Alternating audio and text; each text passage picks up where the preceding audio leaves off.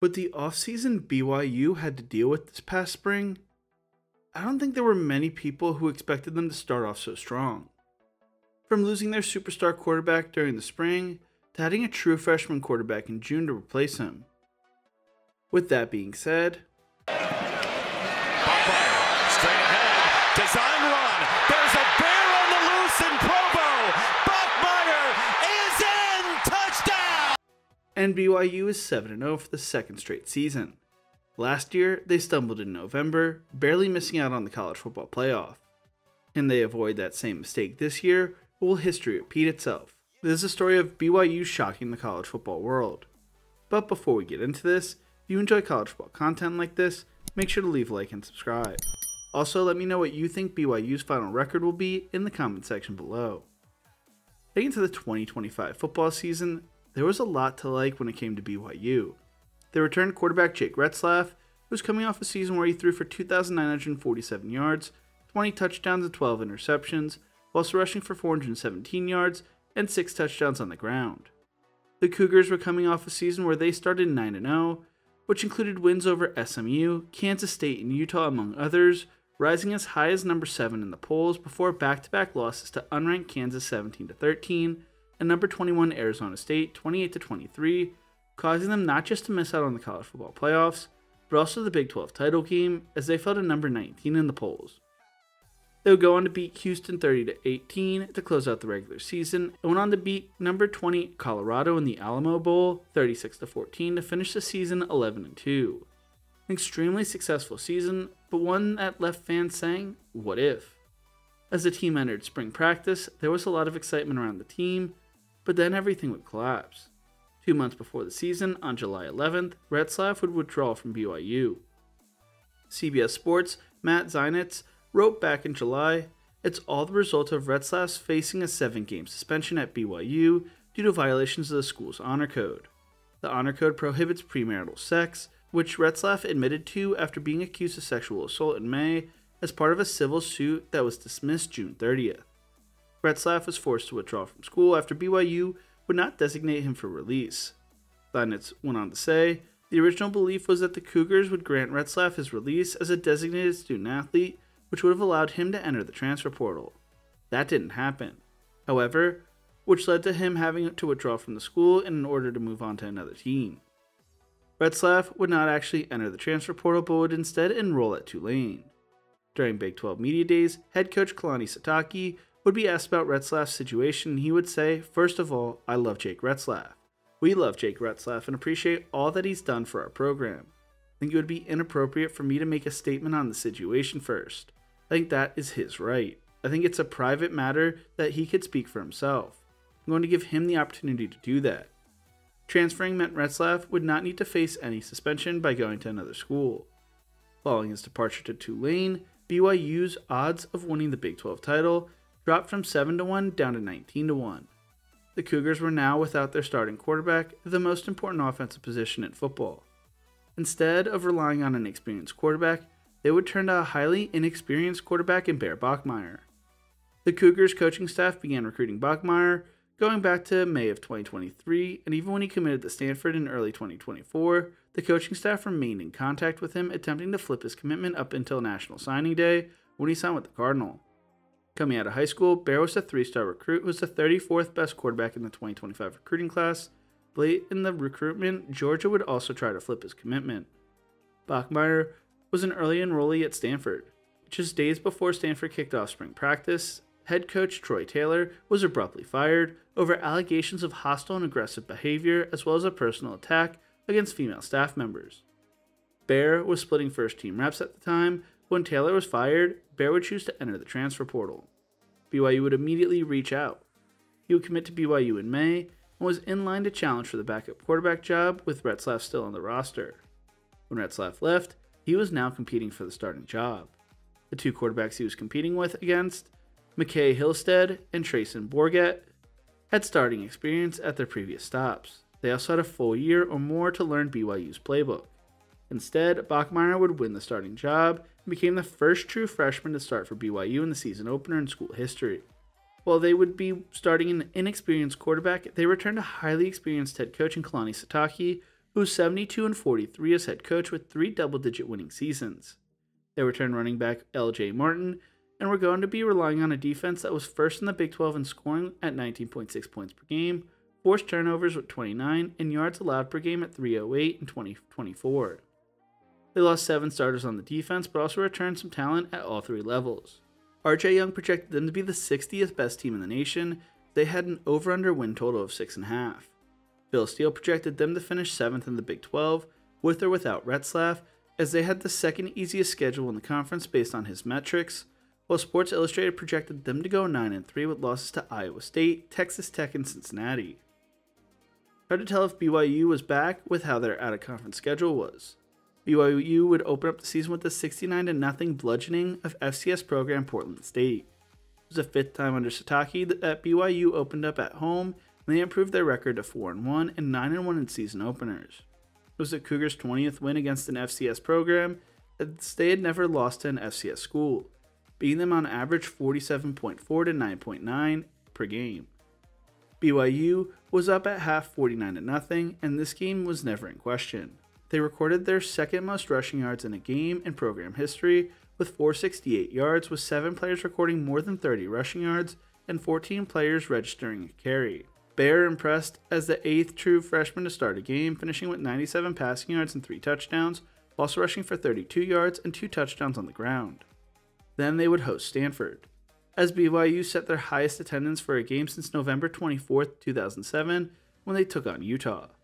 With Stanford falling on hard times in recent years, BYU entered the game as 20.5-point favorites. They would dominate, winning 27-3 as the Cougars' defense shut the Cardinal offense down, as their only score would come when they hit a field goal with 10:31 left in the 4th quarter. In place of Retzlaff, Bachmeier continued to impress, throwing for 175 yards and rushing for a touchdown.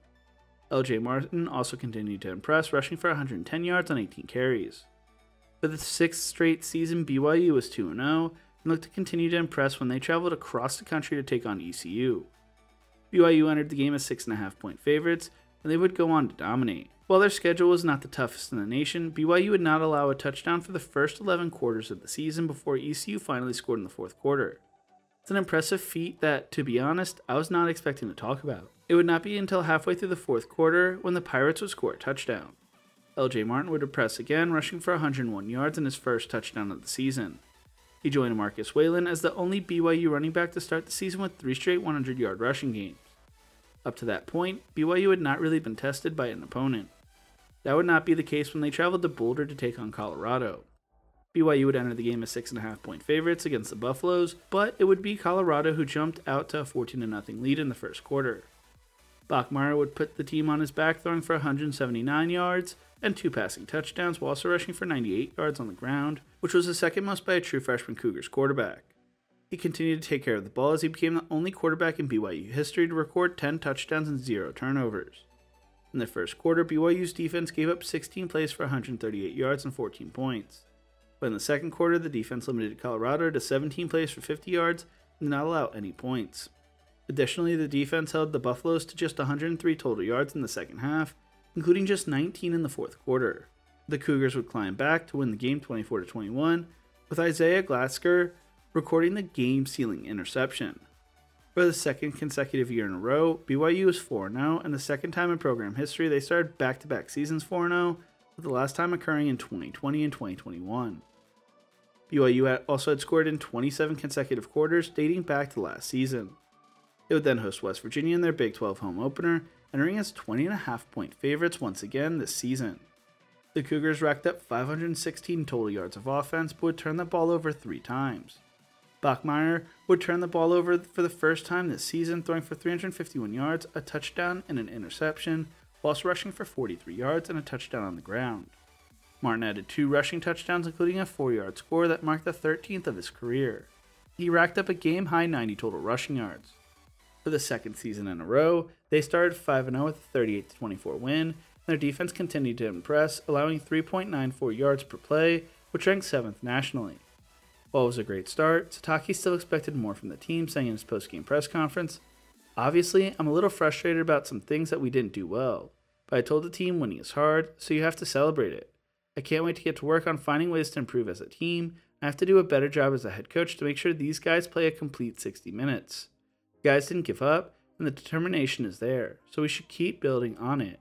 I was really pleased with us being able to get the win, but giving up that last touchdown at the end was frustrating. We have stuff to work on, but I'm excited to get back to work and get better so we can play next week. I saw growth in a lot of people, specifically our quarterback. For him to respond after some of the mistakes that were made speaks to his growth and his progress. BYU was now 33-4 in their last 37 night games as well. BYU then traveled to Tucson to take on a hot Arizona team. The Wildcats' only loss of the season up to that point was to number 14 Iowa State, and the Cougars were only 2.5-point favorites. In the back-and-forth game that consisted of an hour-plus lightning delay, number 18 BYU would survive in double overtime 33-27. BYU would go up 14-0 before allowing 24 consecutive points to enter the fourth quarter down 10. They would fight back to force overtime as they ran all over one of the best rushing defenses in the nation. LJ Martin recorded 162 rushing yards, while Bear threw for 172 passing yards, 89 rushing yards, and 3 total touchdowns, 1 passing and 2 rushing. The freshman quarterback sealed the game in the second overtime with a 7-yard touchdown run. It was BYU's first overtime victory since it had beaten Baylor 26-20 in 2022. It was also the first time in school history that the Cougars started a season 6-0 in back-to-back seasons. Their scoring in consecutive quarters would end at 32 when they were shut out during the second quarter, but that 32 consecutive scores is a program record. Their next game would see them take on Utah in the Holy War, the game everyone circles on the calendar every year. Side note, I'm not a Utah or BYU fan, but the Holy War has always been one of my favorite rivalry games in all of college football. Utah would enter the game as 4.5-point favorites, although they were on the road. It was a back-and-forth physical game, but BYU would come out on top, beating the Utes 24-21, having their first 3-game winning streak over Utah since 1989 to 1992. It was the first time in school history they started 7-0 in back-to-back seasons, and their third time under Satake. BYU also started 7-0 in 2024, 2020, 2001, 1984, and 1979. BYU's defense forced 4 turnovers on downs in the contest. After the game, Satake said, "The guys played their butts off, and the fans were amazing tonight in the stadium. You guys could feel the energy, and I'm glad that we were able to make the plays. We knew that it would take all 3 phases to do this, and we knew we'd be fighting it to the end." And give a lot of credit to Utah for their performance. Obviously, we just made a couple more plays than they did, but I think this is a really good moment for our team. Just really proud of the guys working hard and having it come all together. BYU's defense is currently holding opponents to 15.6 points per game, which ranks 14th in the nation, while the offense is averaging 35.6 points per game, which is 30th in the nation. They are now the 11th ranked team in the nation heading into this week. They are the last undefeated Big 12 team when it comes to overall record, and are tied with 21st ranked Cincinnati with a 4-0 record in Big 12 play. Their schedule is not easy by any means to close out the season, but if they escape undefeated or with 1 loss, college football playoffs are a real possibility. Something I was not expecting to say at the beginning of the year, though they have beaten everyone they were expected to beat so far this season. The real tests start now. They travel to Iowa State this weekend, who was on a 2-game losing streak before a bye week, and then they travel to Lubbock to take on 14th ranked Texas Tech in what could be the biggest game of the season for them and the Red Raiders when it comes to the college football playoffs. They then return home to take on TCU before traveling to 21st ranked Cincinnati in another huge game. They close out the season against UCF at home. They should be favored in every game to close out the season, besides the Texas Tech game. BYU had the same story last year before dropping 2 late season games to Kansas and Arizona State, keeping them out of the Big 12 title game and the college football playoff. Have they learned from that? What do you think? How does BYU finish the season? Let me know in the comment section below. If you enjoyed this video, make sure to check out one of my other videos YouTube thinks you will love right here. Thank you so much for watching, and as always, remember to embrace the grind.